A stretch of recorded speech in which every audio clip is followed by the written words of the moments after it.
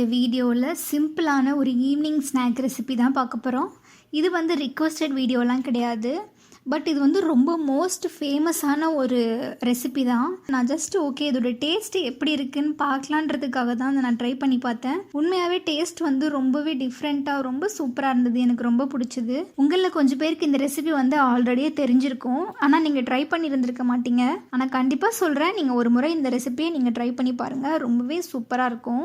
இந்த ரெசிபி பண்ணுறதுக்கு நமக்கு டெய்ரி மில்க்கும் பிரெட் இருந்தாலே போதும். ரொம்ப சூப்பரான ஒரு ஈவினிங் சாண்ட்விச் வந்து பண்ணிக்கலாம். நான் எடுத்திருக்க இந்த பிரெட்டை வந்து ரொம்ப சின்ன சின்ன பிரெட்டு தான். நான் எனக்கு பிடிச்ச மாதிரி ஷேப் பண்ணி நான் கட் பண்ணிக்கிறேன். நீங்கள் கட் பண்ணாமல் டைரெக்டாகவே கூட அப்படியே செஞ்சுக்கலாம். ஆனால் கட் பண்ணோம் அப்படின்னா ஒரு நல்ல ஒரு பர்ஃபெக்டான லுக்கில் இருக்கும். ஜஸ்ட் வந்து ஒரு குக்கி கட்டர் வச்சு ரவுண்டாக நான் கட் பண்ணிக்கிறேன். உங்ககிட்ட வந்து டம்ளர்ஸ் இருந்தால் கூட நீங்கள் டம்ளர்ஸ் யூஸ் பண்ணிக்கலாம். ஸோ இந்த மாதிரி சின்ன சின்னதாக ரவுண்டாக கட் பண்ணி எடுத்துக்கணும். உங்களுக்கு என்ன ஷேப்பில் பிடிக்குமோ அதுக்கு ஏற்ற மாதிரி பண்ணிக்கலாம். இது ரொம்பவே ஈஸியாக பண்ணிடலாம். இந்த ரெசிபி ரொம்பவே டைம் ஆகாது, ஒரு 10 மினிட்ஸ் கூட ஆகாது.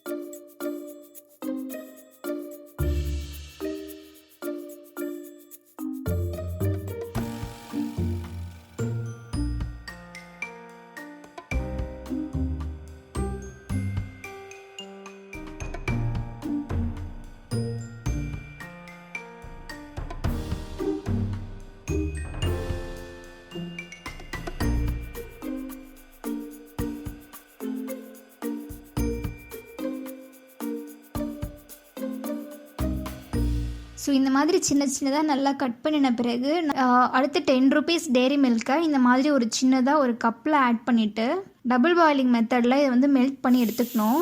டபுள் பாயிலிங் மெத்தட்னா நார்மலாக சுடு தண்ணி வச்சு அதுக்கு மேலே இந்த பாத்திரத்தை வச்சு மிக்ஸ் பண்ணாலே இந்த டெய்ரி மில்க் வந்து நல்லா மெல்ட் ஆயிரும்.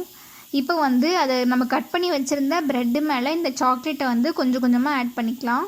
ஜஸ்ட்டு 3 கட் பண்ணதில் மட்டும் ஆட் பண்ணிக்கிறேன். பேலன்ஸ் இருக்கிற ரவுண்டை வந்து அது மேலே வச்சு க்ளோஸ் பண்ணிக்கணும்.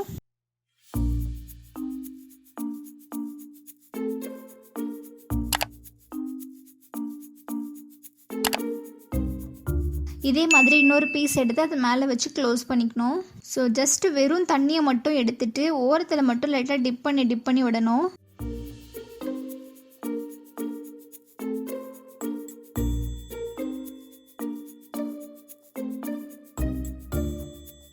லைட்டாக வச்சுட்டு உள்ளங்கையில் வச்சு லைட்டாக ப்ரெஸ் பண்ணாலே போதும். அது வந்து ஸ்டிஃபாக நின்றும்.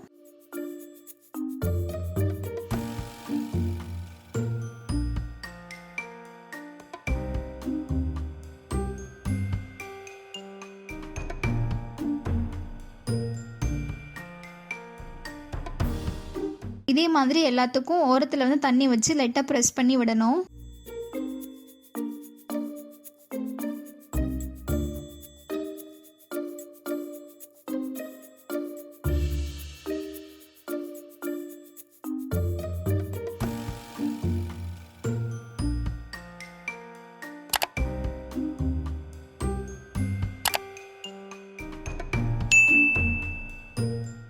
இப்போ இதை எடுத்துகிட்டு போயிட்டு ஒரு கடாயில் வச்சு ரோஸ்ட் பண்ணி எடுத்துக்கணும்.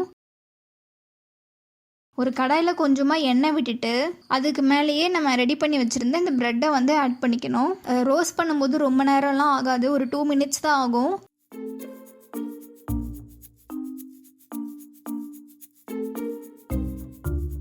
அப்போவே நல்லா வந்து கலர் சேஞ்ச் ஆகி வந்துடும். உடனே திருப்பி விட்டுறணும். பாருங்கள், இந்த மாதிரி ஜஸ்ட் போட்டதே ஒரு 2 மினிட்ஸ் வெயிட் பண்ணுங்கள். அப்புறம் அப்படியே திருப்பி விட்டுறணும். ஃபர்ஸ்ட் டைம் திருப்பும் போது மெதுவாக திருப்பணும். செகண்ட், தேர்ட் டைம் எல்லாம் திருப்பி விடும் பொழுது அந்த கரண்டியை யூஸ் பண்ணி லைட்டாக ப்ரெஸ் பண்ணி விடுங்க.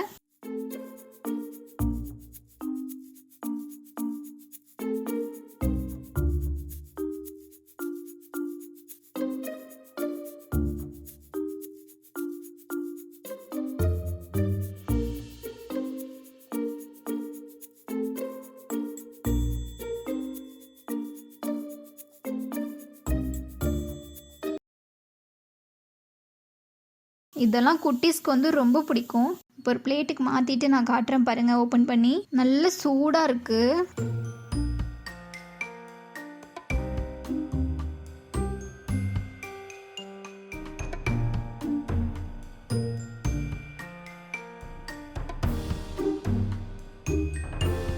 இந்த சாக்லேட் வந்து நல்லா மெல்ட் ஆகி வந்திருக்கு. நீங்கள் டெய்ரி மில்கை மெல்ட் பண்ணி ஆட் பண்ணிட்டீங்கன்னா அப்போ தான் வந்து சாப்பிடும் பொழுது நல்லா டேஸ்ட்டாக இருக்கும். சப்போஸ் நீங்கள் வந்து மெல்ட் பண்ணாமல் ஆட் பண்ணிட்டீங்க அப்படின்னா அது வந்து உருகாமல் அப்படியே நின்றுடும். ஜஸ்ட்டு ப்ரெட்டை வந்து டோஸ்ட் பண்ணிவிட்டு அதுக்கு மேலே டெய்ரி மில்கை வச்சு சாப்பிட்ற மாதிரி தான் இருக்கும். டேஸ்ட்டில் ஒன்றும் பெருசாக டிஃப்ரென்ஸ் தெரியாது. ஆனால் இந்த மாதிரி நம்ம மெல்ட் பண்ணி ஆட் பண்ணி சாப்பிடும் பொழுது அதோட டேஸ்ட்டே ரொம்ப டிஃப்ரெண்ட்டாக இருக்கும். இதுவே வந்து சாப்பிடும் பொழுது ஒரு சாக்லேட் சாப்பிட்ற மாதிரி இருக்கும். பாருங்கள், இப்போ நான் ஒரு கத்தி வச்சு கட் பண்ணி காமிச்சிருக்கேன். எந்த அளவுக்கு நல்லா மெல்ட் ஆகிருக்கு பாருங்கள். இது ரொம்பவே ஈஸி. குட்டீஸ் நீங்களாம் கூட இதை ட்ரை பண்ணலாம். ரொம்பவே ஈஸி தான். பேரண்ட்ஸோட ஹெல்ப் எல்லாம் கூட தேவையில்லை. ஸோ இதை ட்ரை பண்ணி பார்த்துட்டு எப்படி இருக்குன்னு சொல்லி எனக்கு கமெண்ட்டில் சொல்லுங்கள். Thank you so much.